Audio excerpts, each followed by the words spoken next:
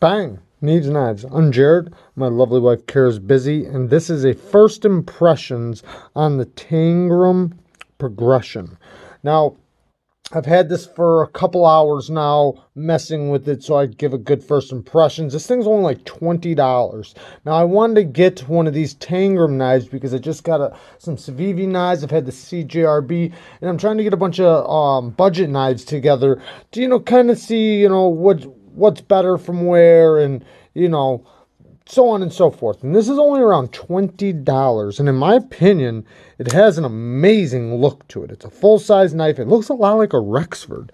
But it looks like a Rexford design, but it's actually a Dirk Pinkerton design. And if you don't know, Dirk Pinkerton normally does sheep's foot blades or Warncliffe blades. This is a Dirk Pinkerton. I love Dirk Pinkerton designs. He's done a bunch of designs with a bunch of different knife companies. So this is something a little different, but it looks a lot like a Rexford design, which I've had like a Kershaw Rexford design. I know there's a bunch out there. A very deep, thin hollow ground blade. Not too thick, very acute tip, as you can see. I'm going to show a size comparison really quick so you can see the size of it. Here is a Spyderco PM2, and you can see it's the same size as the PM2, or also the same size as like the Griptilians, the Mannix, the Kershaw Bare Knuckles. So great EDC size. You get a full grip on it. It does have the little ramp, so you can really, and it does work. It does have good jimping there. Now, there is one huge fail as of right now. And I wasn't going to show it. I was going to wait till the review to really talk about it. But I'm just going to talk about some of the things right now because I think I'm going to fix them and show how to fix something like this for the review. Now, it's pretty bad. But let me just start off with this. The action is pretty good. When it first showed up, it was very cold. So the action did take, I don't know, about 5 or 10 flips to get better. Like, it wasn't the best like when I first flipped it open, but it's actually pretty good. It's not bad. It's more of a light switcher, but you can push button it. But it's more of a light switcher, but it works pretty good. Ergos are great. The texturing is really textured. It is G10. The blade steel is a Kuto. I think that's like a 440C. But for 20 bucks, 440C is a great steel as long as it's heat treated right. Also, check this out. T8s all the way around except for the clip. It is a reversible pocket clip all the way around. But T8, great job, Tangram. And I did run this across a couple things to see, like if it would just like damage out the bat, and it did not. It was wood, what I, started like messing around with it on. Anyways, the bad thing is this liner. It is so bad to get to. It's so hard. I know you've seen me unlocking it. I've kind of gotten a little used to how I can do it. I usually just turn it around and go like this because it's so ridiculously tight in there. But for the review, I'm going to cut this back. I know I should review it the way it is, so what I'll probably do is show some of it off at the beginning and then go right into modding it so that I can show people how to fix this, because there's plenty of access this way. This isn't the bad part. It's that when you try to do it, this is on top of it. So you hit the G10 and then it's like you're just pushing on G10. You're not pushing on the liner. Then you really got to like squeeze the tip of your finger in there and really get it. And then you have a late detent. So that's another thing. But that I can really kind of overcome because I can just push it or get it past, then push it past, and then let it, roll down. It is on bearings. But once this G10 was cut back a little bit, I think it'll be much better. Now, my big worry is that what are the ergos going to be like after that? I don't know. So only time will tell with that.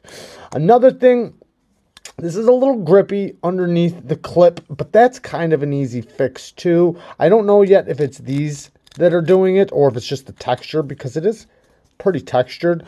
But really though, for a $20 knife, that's kind of a nitpick because the clip still works just fine. It does. So I'm not going to scream about that too much. This is a great profile. I mean, it's great in the hand, very thin blade. The edge, since it's so thin, I mean, it's very thin behind the edge. Nice deep hollow grind. You will get a lot of sharpenings out of it.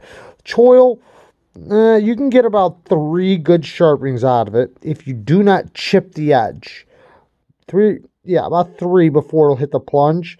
But anyways, it's a sharp edge because it's so thin. That's the beauty of a thin edge, is that even with a knife that's not sharp enough to cut me doing this, it'll still cut right through a piece of paper because it's so thin. So it'll still be a great working knife. Now, this won't shave hair, but, you know, I do expect the knife to shave hair fresh out of the box, but I guarantee hit it on the strop a few times, it'd probably be just fine.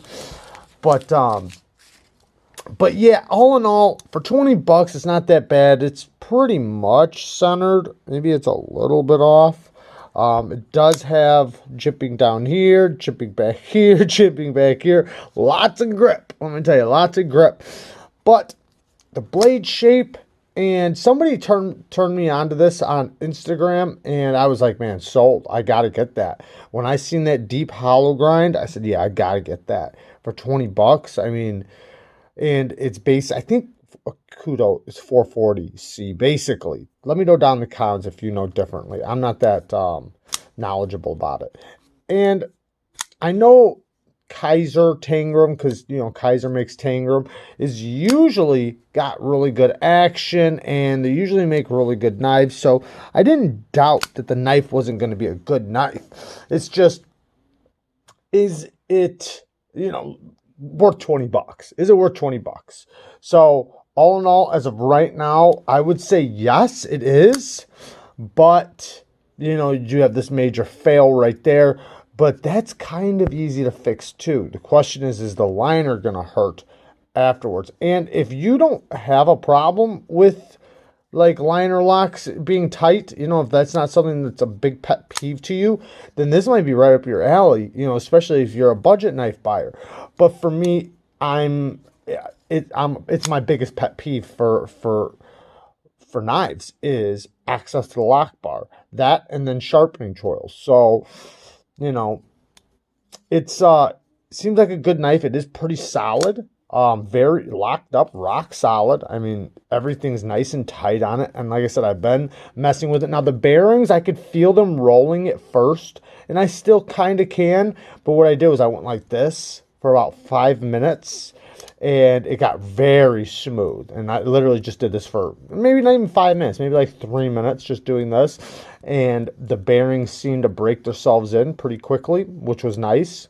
And it just got dramatically smoother. So most likely all it is, you know, when they put it together, they slapped it together, and it's a $20 knife, so it's not going to have a race track or a bearing track or anything like that. It's probably, obviously, just rolling right on the liner. So it needs to break itself in a trick.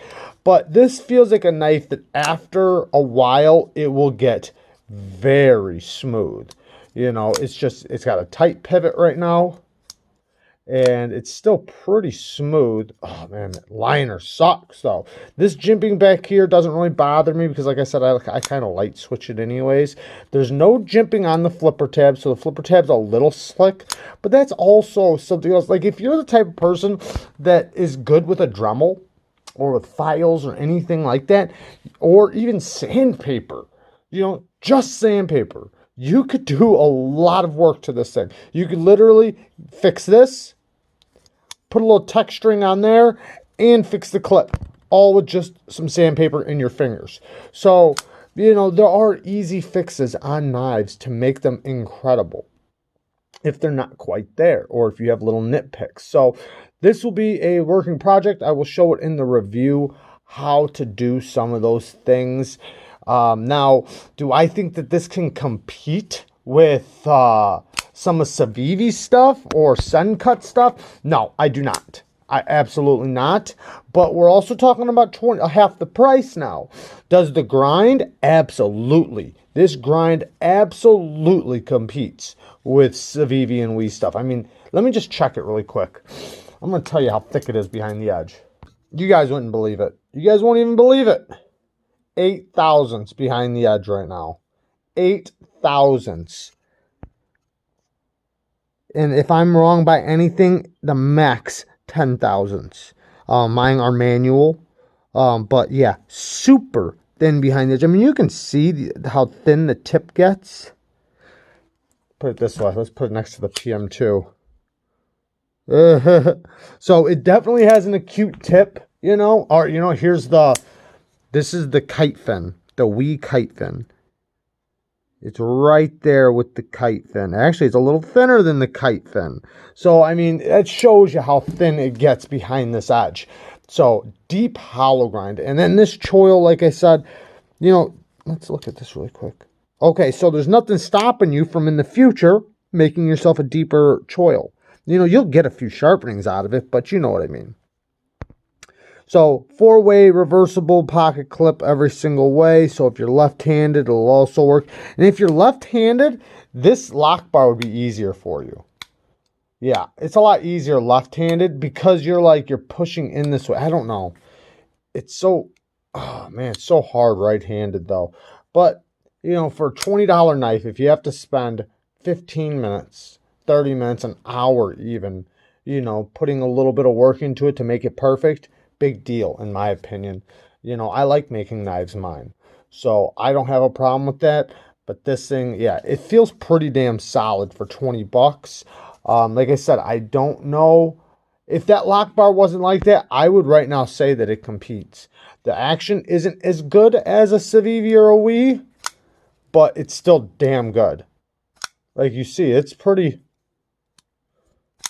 a reliable flipper either way. So, great knife, and hopefully you watch out for the review. And if you guys do know about a Kudo a little bit more than I do, let me know down in the comments. Peace out. Love you guys.